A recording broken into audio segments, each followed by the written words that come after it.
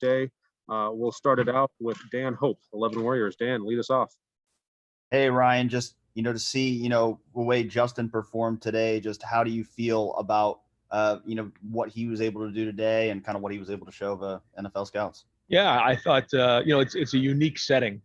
Not very often do you have anything where you're just out there with nobody but over 100 NFL personnel in a quiet indoor where you're just kind of throwing the ball with no pads on. And then as time goes on, you start to get into a rhythm. But early on, it's always that kind of awkward quietness.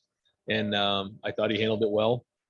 I thought he threw the ball with accuracy. And then at the end, he really was kind of showing off, I thought. I mean, just driving the ball down the field with unbelievable accuracy. And anybody who was here got to see it, live and in color of just how talented he is.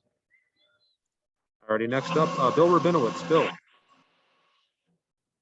Yeah, how much have you talked to NFL teams about Justin and specifically the perceived criticism about the progressions and whether he goes through those quickly enough? Yeah, I mean, I haven't heard that from any of the NFL personnel that have asked me questions. I know there's some people maybe who are saying that in the media. I haven't spoken to them, but I think it's interesting. Certainly have a lot of respect for the guys who watch a lot of film and see things. I know that there's certainly some out there that don't watch a ton of film, and it'll be interesting to see as we get closer to the NFL draft actually where he goes, because what really matters is what the NFL GMs and presidents and head coaches and personnel people think in the organizations. And really at the end of the day, it's how well he does in the NFL. He's going to end up on a team, and then once he gets there, he's going to have to produce. That's what it comes down to. But some of the stuff that I have read offhand doesn't seem to fit to me, but that's something that'll be, worked out as we move forward. Thank you. All right, we'll go next to Austin Ward. Austin. Ryan, it seems like the one rolling to his left, the deep ball to CJ, is the one that people are latching onto as the big highlight from the day. Did you think that was Justin's best throw? And can you describe, as a former quarterback and quarterback's coach, why it's so challenging and more impressive? Well, yeah, as a former quarterback, I probably would have broken my hip trying to throw that one, going to his left and throwing it. It might have gone 75 yards in the air. I'm not sure. It just goes to show you how accurate he is downfield. He's the most accurate down the field passer I've seen.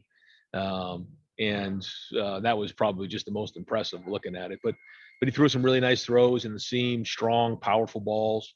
I think when you see his arm strength, he can make a 30 or 25 yard seam route look like it's a 12-yard throw because of how strong he is. And overall was, he didn't just sit in the pocket today too, which I liked. His routine, he had to, throw off balance a little bit and have to move his feet, and which is good because he wasn't worried about being perfect. And he kind of was just trying to play the game in his own way, which I appreciated. Alrighty, next we'll go to Tim May. Tim. Yeah, Ryan, the Big Ten Network had a shot of you standing there talking with Urban Meyer during the Justin Fields workout. I'm just wondering, were you asking, do you want to reconsider that number one pick, et cetera? Just what was that conversation like, and how cool was it having him in the building in that capacity?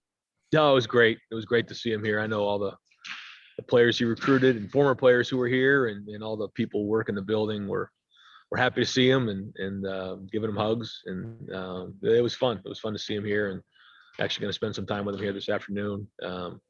And yeah, I mean, we talk so often. It was great to see him and catch up with him. Alrighty, next we'll go to Bill Landis. Bill. Ryan, how come you never called the play where Justin falls backwards, throws off 1 foot, and sends it 75 yards down the field? Well, we had it in the Team Up North game to Garrett Wilson after he sprained his MCL, but we were only on the 35-yard line, so we didn't have to throw it 75 yards, but that actually looked like the same exact play.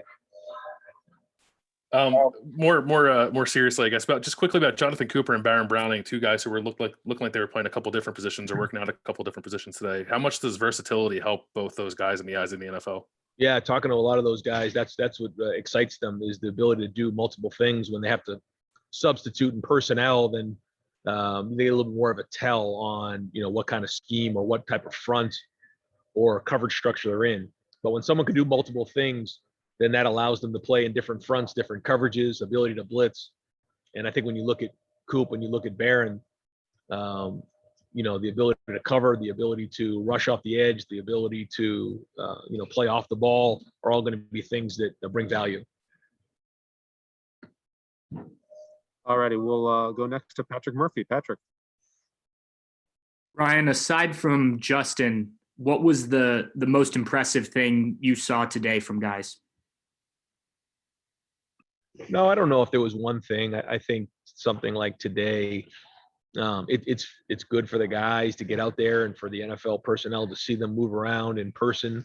I think that their body of work and what they put on film certainly matters much more. But I thought that the guys, they all looked really good. I thought they spent some time on their diet and their bodies, and they moved around really well, all of them.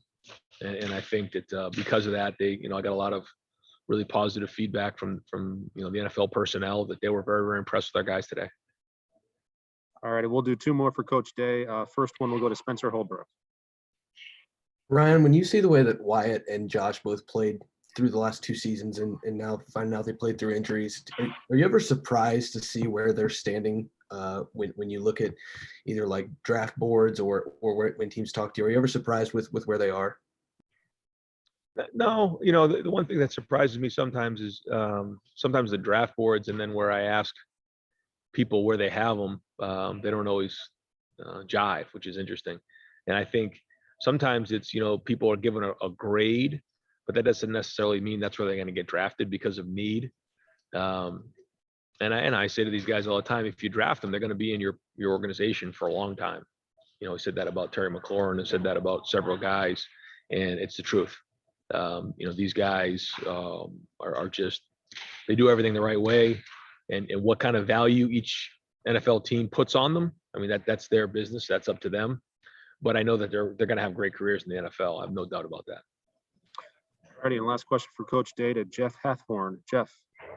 Hey, Ryan, you only had him for a short period of time, but what are NFL teams getting in Trey Sermon? You're getting a guy who doesn't have a lot of mileage as a running back, which I think is a huge plus because, he was injured there and didn't have a ton of carries, split some time at OU. And then, somebody who really came on this year and, the Northwestern game and the Clemson game. And really that was when he really carried the ball a lot for us. So he's young in terms of the amount of carries he's had. I think you're also, getting somebody who's very versatile. If we had more time in the spring or in the preseason, we would have done more with him out of the backfield because, especially on third down, because he's very good out of the backfield catching the ball. He's very good in protection, and he can do a lot of things. So I think they're really going to like his versatility. He can do multiple things as a running back, and I think he's going to have a great future. I think, again, it's like anything else. He's got to have the right fit and given the opportunity. But once he does, again, I think he's got a bright future. Awesome, Coach. Thank you very much for your time. Appreciate it. And next up, we're going to have Justin Hilliard.